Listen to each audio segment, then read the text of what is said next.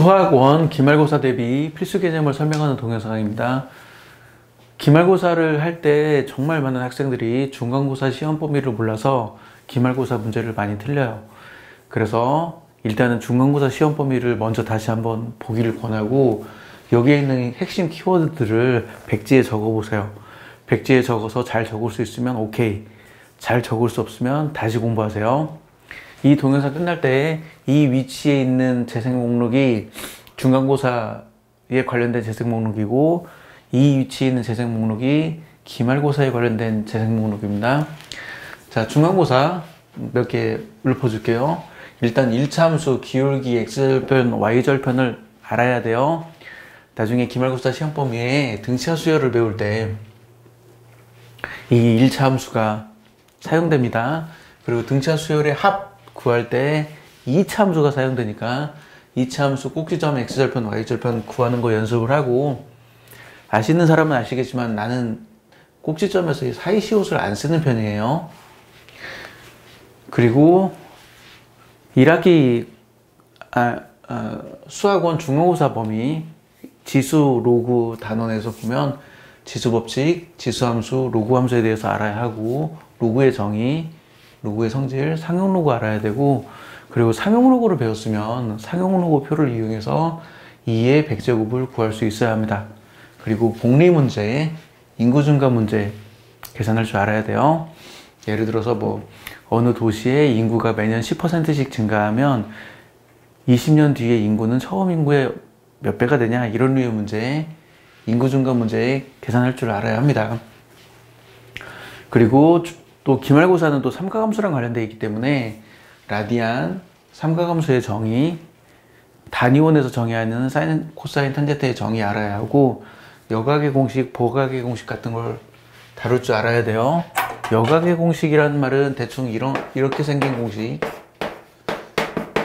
사인 2분의 파이 빼기 세타는 코사인 세타다, 이런 게 여각의 공식이고, 보각의 공식은 대충 이런 거예요.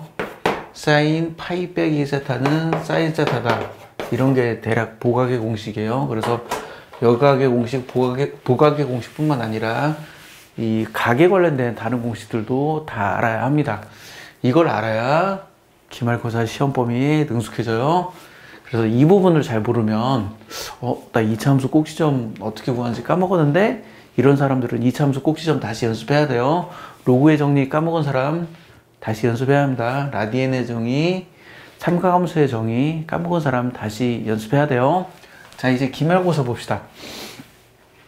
기말고사에서는 사인 법칙, 코사인 법칙 알아야 돼요. 사인 법칙과 사인 법칙의 따름 정리, 증명도 할 줄 알면 훨씬 더 좋습니다. 코사인 법칙, 증명도 할 줄 알면 훨씬 더 좋아요. 그리고 삼각형의 넓이를 구하기 위해서 헤론의 공식을 알면 좋은데, 헤론의 공식은 교과 과정은 아니에요. 그렇지만 알아두면 좋습니다. 그리고 삼각형의 각, 삼각형의 변의 길이 구하기라고 적혀 있는데, 흔히 삼각형을 푼다고 하죠. 삼각형을 푼다. 삼각형의 세 변의 길이가 주어졌을 때 나머지 세 각을 구하는 방법, 삼각형의 두 변과 그 낀 각의 크기가 주어졌을 때 나머지 한 변과 나머지 두 각의 크기를 구하는 방법, 그리고 삼각형의 한 변과 양 끝각의 크기가 주어졌을 때 나머지 각과 다른 두 변의 길이를 구하는 방법. 그러니까 삼각형의 6가지 요소, 3개의 변, 3개의 각, 6가지 요소 중에 적당한 게 제시됐을 때 나머지를 구하는 것을 삼각형을 푼다고 하는데, 사인 법칙과 코사인 법칙을 이용해서 삼각형의 각과 삼각형의 변의 길이를 구하는 방법을 알아야 하고요. 이것들은 특히 이게 많이 어렵다고 느낄 거예요. 하지만 이게 문제를 풀다 보면 딱 정형화된 유형이 있어요. 그 정형화된 유형만 알고 있으면 문제가 쉽게 풀리기 때문에 이 사인 법칙, 코사인 법칙을 이용하는 단원이 한편으로는 어려운 단원인데, 한편으로는 진짜 별거 아닌 단원이에요. 정형화된 패턴만 익히면 됩니다. 그리고 삼각형의 넓이 구하는 거, 이게 중학교 3학년 때 삼각비 단원에서 배운 건데, 2분의 1 AB 사인 사이각, 이거 몰라가지고 삼각함수에 관련된 넓이 삼각함수에 관련된 문제 못 푸는 학생들이 많고, 넓이에 관련된 문제가 또 뭐랑 관련되어 있냐면 삼각형의 넓이의 비는 사인의 비랑 똑같다는 것도 참고로 알아두세요. 무슨 말인지 알아듣는 사람은 알아듣고 못 알아듣는 사람은 못 알아들을 텐데, 삼각형의 사인의 비는 넓이의 비랑 똑같다 알아두고, 그리고 삼각형의 5가지 심, 오심이라고 하죠. 외심, 내심, 무게중심, 수심, 방심. 이 삼각형의 오심을 알아둬야 하고, 특히 외심과 내심은 알아둬야 합니다. 그리고 외심하면 사인 법칙을 떠올려야 하고, 내심하면 삼각형의 넓이를 구하는 공식 있죠. 반드시 떠올려줘야 합니다. 그리고 삼각형의 내각의 이등분선 정리. 내각의 이등분선 정리가 뭐냐 하면, 삼각형에서 각의 이등분선 그리면 이 길이 대 이 길이는 이 길이 대 이 길이랑 같다. 이게 내각의 이등분선 정리이고, 이 변의 길이, 이게 내각의 이등분선의 길이에요. 그래서 내각의 이등분선 정리도 알고 있어야 하고, 내각의 이등분선의 길이도 알고 있어야 하는데, 밑에 링크 걸어 놓을게요. 이거에 관련된 링크 걸어 놓을 테니까 확인해 보시고. 자, 그 다음 이제 수열 단원 들어가면 수열의 정의 알아야 돼요. 수열의 정의. 그리고 등차 수열의 정의, 등차 수열의 일반항, 등차 수열의 합 구할 줄 알아야 합니다. 정말 많은 학생들이 등차 수열의 합을 못 구해요. 내가 이렇게 말하면 나는 구할 수 있는데 라고 생각하겠지만, 내가 원하는 건 그냥 즉시 구하는 거예요. 즉시. 고민하면 안 돼. 즉시 구하는 거예요. 이게 이렇게 해서 등차 수열의 일반항 구하고 등차 수열의 합 구하는 거 할 줄 알아야 하고, 등비 수열도 마찬가지예요. 등비 수열의 정의, 등비 수열의 일반항 구할 줄 알아야 하고, 등비 수열의 합을 구할 줄 알아야 합니다. 그리고 앞에 얘기했지만 등차 수열은 1차 함수랑 똑같다는 걸 알면 굉장히 도움이 돼요. 등차 수열의 합은 2차 함수랑 똑같다는 걸 알면 굉장히 도움이 됩니다. 이것도 제가 재생 목록, 이 동영상 끝날 때쯤 나오는 여기 재생 목록에 동영상이 들어있고, 밑에 링크도 걸어 놓을 거예요. 그러니까 알아두고, 다시 강조하지만 맨 처음 시작할 때 얘기했지만, 중간고사 시험 범위, 지수, 로그, 그리고 그 삼각함수 앞부분, 이 내용을 제대로 알지 못하면 기말고사 시험을 잘 못 보기 때문에 중간고사 시험 범위 꼭 다시 공부하세요. 제가 정말 많이 봤어요. 중간고사 시험 범위를 몰라서 시험 못 보는 학생들, 기말고사 시험 못 보는 학생들 정말 많이 봤습니다. 그리고 수열의 합과 일반항 관련된 거 알아야 하고, 동계산 문제 알아야 돼요.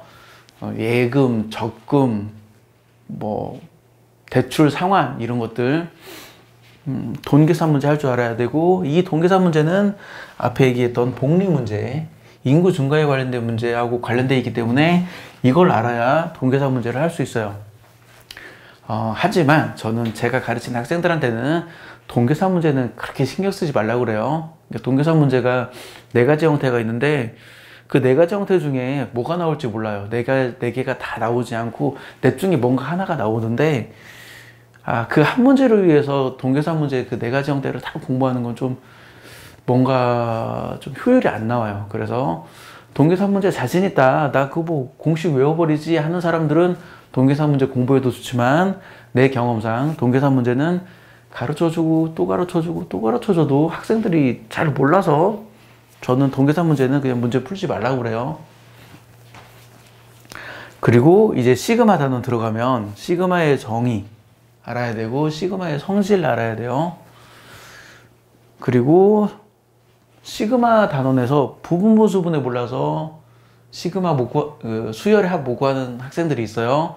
수학 화학 과정에서 배운 부분모 수분을 할 줄 알아야 합니다. 그리고 몇 급수도 계산할 수 있어야 돼요. 몇 급수는 뭐냐면 등차 수열과 등비 수열의 곱 형태가 몇 급수예요. 예를 들면 2 더하기 3 곱하기 2의 제곱 더하기 5 곱하기 2의 세제곱 더하기 이런 형태. 1, 4, 5는 등차 수열이죠. 2의 제곱, 2의 세제곱은 등비 수열이죠. 이렇게 등차 수열과 등비 수열의 곱으로 이루어진 이 몇 급수의 합을 구할 줄을 알아야 하는데, 이 몇 곱수의 합을 구하는 건 재밌게도 등비수열의 합을 구하는 증명하는 과정과 똑같아요. 등비수열의 합을 어떻게 구하느냐 증명하는 과정과 몇 곱수의 합을 구하는 과정이 똑같은데 이걸 웃기다고 해야 할지 슬프다고 해야 할지 정말 많은 학생들이 수학을 잘하는 학생들도 이 몇 곱수의 합은 구할 수 있어요. 근데 등비수열의 합은 못 구해. 등비수열의 합 증명은 못 해요. 수학을 잘 못하는 학생들은 아예 몇 곱수의 합 자체를 못 구하고, 그리고 몇 곱수의 합을 구할 수 있는 학생들이 등비수열의 합이 왜 그렇게 된지 증명 못하는 학생들 많습니다. 그리고 뭐 여담을 하나 더 얘기하면 등차수열 단원에서 여러 가지 수열, 이 시그마 배우면 여러 가지 수열 나오죠. 여기서 삼각수, 사각수 이런 거 알아두면 문제 푸는 데 도움이 됩니다. 그리고 등차수열의 합도 구할 줄 알아야 문제풀이에, 등차수열의 합 증명할 줄 알아야 문제풀이에 도움이 되기 때문에 증명할 줄 알아야 돼요. 많은 학생들은 등차수열의 합 공식만 외우고, 그리고 등차수열의 합 구하라 그러면 내가 원하는 건 아무 고민 없이 딱 적어야 하는데 막 고민해. 어떻게 했더라? 막 이렇게 고민해서 등차수열의 합을 구해요. 내가 원하는 건 그런 게 아니에요. 등차수열의 합 증명할 줄 알아야 돼요. 그리고 능숙하게 탁탁탁 구해야 돼요. 등비수열의 합도 증명할 줄 알아야 돼요. 많은 학생들이 증명을 못하고 공식만 외우는데 등차수열의 합, 등비수열의 합 공식만 외우면 안 돼요. 증명할 줄 알아야 합니다.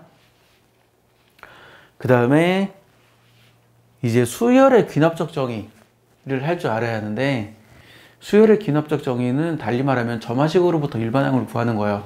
근데 요즘은 트렌드가 바뀌어서 수열의 귀납적 정의로 뭐 5번째 항을 구하라, 10번째 항을 구하라 이런 문제가 나오고, 일반항을 구하라는 문제는 안 나오는데 일반항도 구할 줄 알아야 합니다. 왜 그러냐면 나중에 수열의 극한 단원 들어가면 일반항을 구해야만 하는 상황이 생겨요. 그러니까 수열의 귀납적 정의 공부할 때 점화식으로부터 일반항을 구할 줄 알아야 돼요. 전형적인 5가지 형태가 있는데 그 전형적인 5가지 형태에 대해서 점화식에 대해서 일반항을 구할 줄 알아야 합니다. 그리고 수학적 귀납법도 증명을 할 줄 알아야 돼요. 수학적 귀납법의 대표적인 예가 이거 증명하는 거. 수학적 귀납법 이용해서 1 더하기 2 더하기 3 더하기 n 하면 이거 나온다. 이게 수학적 귀납법을 이용해서 증명하는 대표적인 예. 홀수들의 합은 완전 제곱수가 나온다. 1 더하기 3 더하기 5 더하기 2n-1은 n제곱 나온다. 이것도 수학적 귀납법으로 증명을 합니다. 그리고 베르누이 부등식도 수학적 귀납법으로 증명을 하니까 알아두면 좋아요. 베르누이 부등식은 뭐냐면, 베르누이 부등식은 1 더하기 R의 n제곱이 1 더하기 Rn보다 크다. 뭐 R이라고 적혀 있기도 하고 H라고 적혀 있기도 해요. n이 2보다 크거나 같을 때 1 더하기 R의 n제곱이 1 더하기 Rn보다 크다. 이것이 이 부등식의 이름이 베르누이 부등식인데, 베르누이 부등식은 복리가 달리보다 크다라는 뜻이기도 해요. 복리가 달리보다 언제나 크다라는 뜻이기도 합니다. 그래서 수학적 귀납법을 이용하는 대표적인 사례가 이렇게 1부터 자연수의 합, 1부터 홀수의 합, 그리고 베르누이 부등식, 이런 것들이 수학적 귀납법을 이용하는 대표적인 사례이기 때문에 이 수학적 귀납법을 이용한 대표적인 사례도 당연히 알아야 하고, 그리고 수학적 귀납법의 원리라는 표현이 적당할지 모르겠는데 수학적 귀납법의 원리도 알아야 돼요. 앞에 거 증명하면 n일 때 증명하면 n 플러스 1일, n일 때 성립하면 n 플러스 1일 때도 성립한다. 이 구조 때문에 모든 자연수에 대해서 성립한다는 이 내용을 알고 있어야 합니다. 그래야 수학적 귀납법을 이용한 문제를 풀 수 있고, 수학적 귀납법은 서술형 주관식으로 낼 가능성이 높으니까 역시 알아두세요. 내용 마무리할게요. 자, 수학원 기말고사 문제를 풀려면 놀랍게도 중간고사 시험 범위를 알아야 돼요. 중간고사 시험 범위가 안 돼 있는 사람은 이 위치에 재생 목록이 있을 테니까 재생 목록을 보시고, 이거 백지에 적을 수 없으면 이 내용들을 백지에 적을 수 없으면 다시 공부하세요. 중요합니다.